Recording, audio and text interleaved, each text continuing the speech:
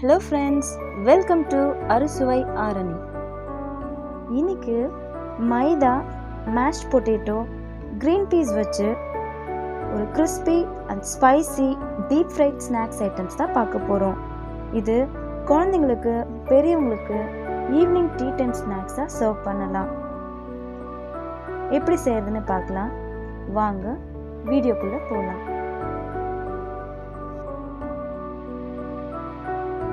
Flaky square samosa mini bites செய்ய தேவையான பொருட்கள்: மைதா, வேக வைத்த உருளைக்கிழங்கு, பச்சை பட்டாணி, வெங்காயம், பச்சை மிளகாய், கொத்தமல்லி, எண்ணெய், மிளகாய்த்தூள், மஞ்சள் தூள், மிளகுத்தூள், உப்பு, பூண்டு, ஓமம்,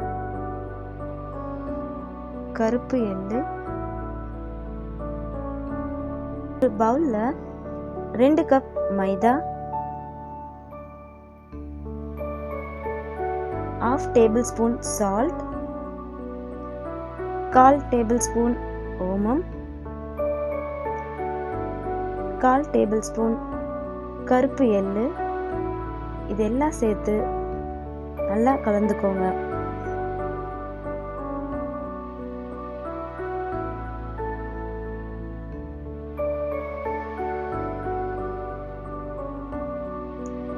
அரை டேபிள் ஸ்பூன் எண்ணெய் விட்டு திரும்பவும் நல்லா மிக்ஸ் பண்ணிக்கோங்க.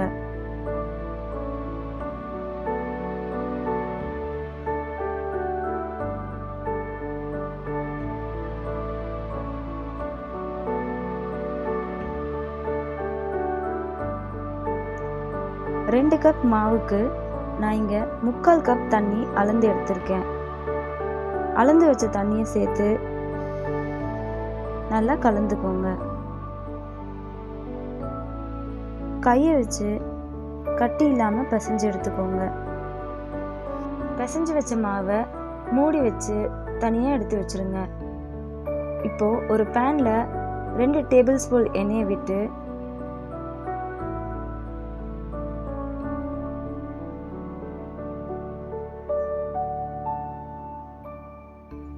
எண்ணெய் நல்லா காஞ்சதும் பொடியா நறுக்குன பூண்டு,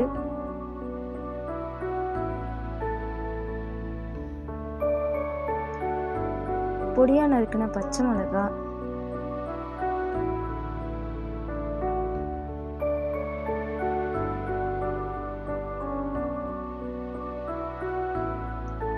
பொடியா நறுக்குன வெங்காயம், இதெல்லாம் சேர்த்து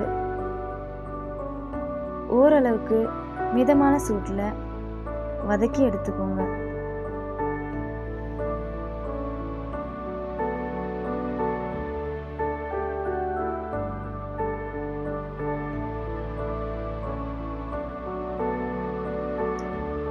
நல்லா ஒரு கண்ணாடி பதத்துக்கு வர அளவுக்கு வதக்குனா போதும்.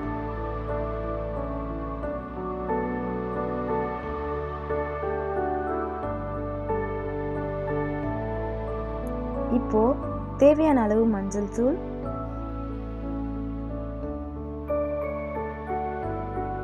மிளகாய்த்தூள்,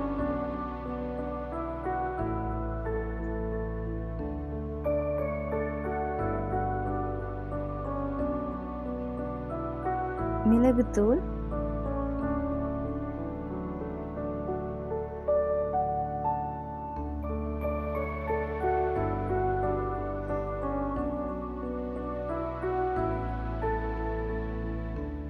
தேவையான அளவு உப்பு சேர்த்து நல்லா கலந்து விட்டுக்கோங்க. இந்த மசாலா கலவை ஓரளவுக்கு நல்லா வெந்ததும் இதில் ஒரு அரை கப் பச்சை பட்டாணியை சேர்த்துக்கலாம். இதையும் நல்லா கலரி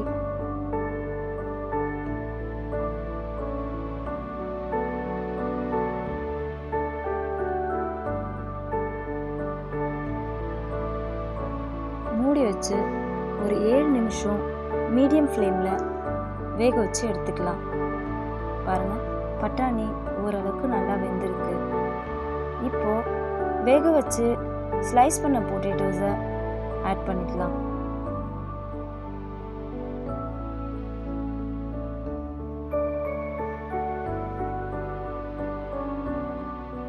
இப்போது ஸ்மாஷர் இல்லாட்டி ஒரு கரண்டியை வச்சு வேக வச்ச உருளைக்கிழங்குகளை நல்லா நசுக்கி எடுத்துக்கோங்க.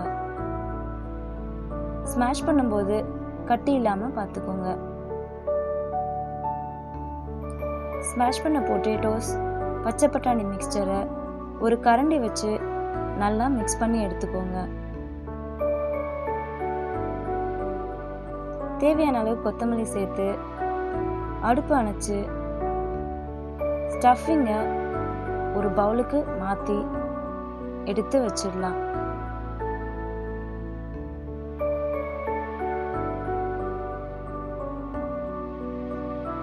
ஃப்ளேக்கி சமோஸுக்கான ஸ்டஃபிங் ரெடி. மைதா ஸ்லரி எப்படி பண்ணுறதுன்னு பார்க்கலாம். இதுக்கு ஒரு பவுலில் 2 ஸ்பூன் மைதா ஆட் பண்ணிக்கோங்க. இந்த ஸ்டெப் ஆப்ஷனல் தான். உங்களுக்கு தேவைன்னா இந்த ஸ்டெப்பை ஸ்கிப் பண்ணிவிட்டு நீங்கள் தண்ணி யூஸ் பண்ணியும் ரேப் பண்ணிக்கலாம். எடுத்து வச்ச 2 ஸ்பூன் மைதாவில் 2 ஸ்பூன் தண்ணி ஆட் பண்ணிக்கோங்க.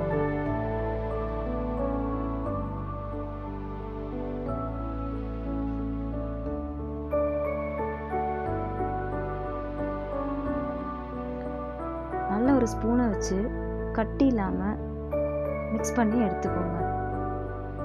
ஸ்லரி ரொம்ப தண்ணியாக இல்லாமல் ஒரு மீடியம் பேஸ்ட் அளவுக்கு இருந்தால் போதும்.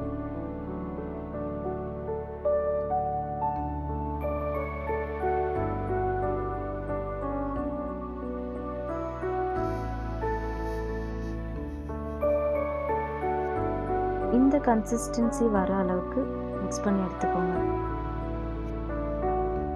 பிசைஞ்சு வச்ச மைதா டோவை திரும்பவும் பிசைஞ்சிக்கலாம்.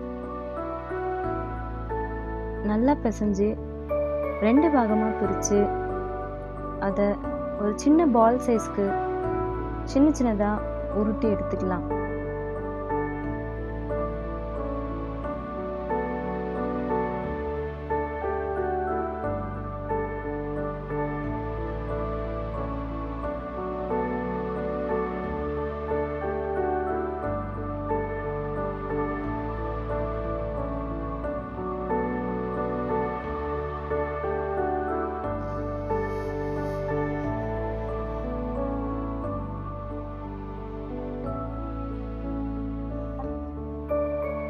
உருட்டி வச்ச மைதாவை கொஞ்சம் மைதா சேர்த்து சப்பாத்தி பதத்துக்கு திரட்டி எடுத்துக்கலாம்.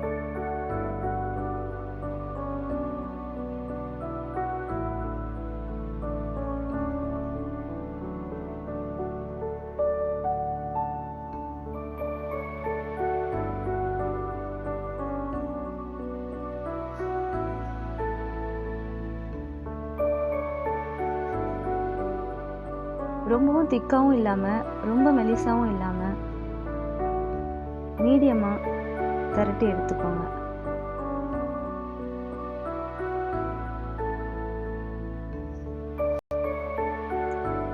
ரொம்ப மெலிசாக இருந்தால் ரேப் பண்ணும்போது உடஞ்சி விழுறதுக்கு சான்ஸ் இருக்குது. திரட்டி வச்ச சப்பாத்தியை ஒரு நைஃப் எடுத்து எட்ஜஸை இந்த மாதிரி கட் பண்ணி எடுத்துடலாம்.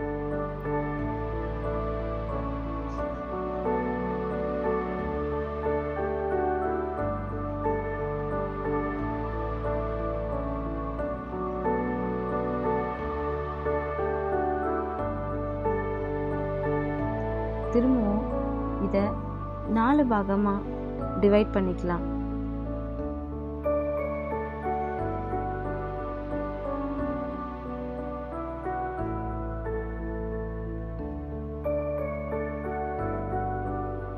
வெட்டி வச்ச எக்ஸ்ட்ரா துண்டுகளை எடுத்துட்டு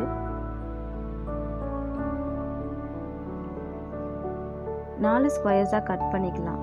இதுக்கு இடையில ரெடி பண்ணி வச்ச ஸ்டஃபிங்ஸை இந்த மாதிரி சின்ன சின்ன உருண்டைகளாக உருட்டி எடுத்துக்கலாம். இப்போது ஏற்கனவே செஞ்சு வச்சுருந்த மைதா ஸ்லரியை இந்த ஸ்கொயர் பாக்கெட்ஸ் மேலே கார்னர்ஸோட எட்ஜஸில் க்ரீஸ் பண்ணி எடுத்துட்டு ரோல் பண்ணி வச்ச ஸ்டஃபிங்ஸை வச்சு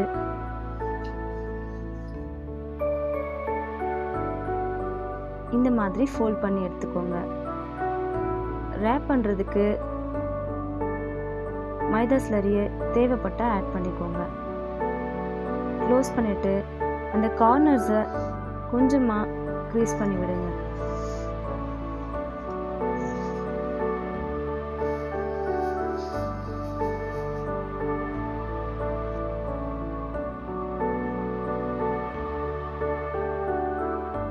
இந்த மாதிரி பண்ணுறதுனால ஸ்டஃபிங்ஸ் வெளியே வராமல் இருக்கும்.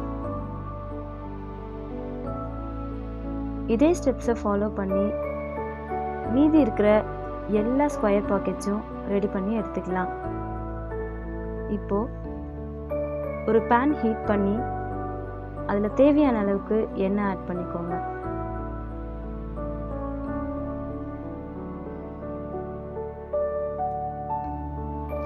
எண்ணெய் நல்லா காஞ்சதும் ஸ்டஃப் பண்ணி வச்ச ஸ்கொயர் பாக்கெட்ஸை சேர்த்து பொரிச்சு எடுத்துக்கோங்க.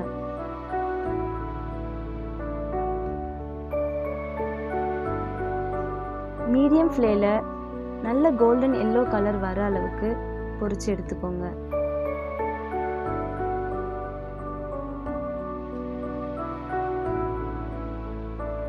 Flaky square samosa ready.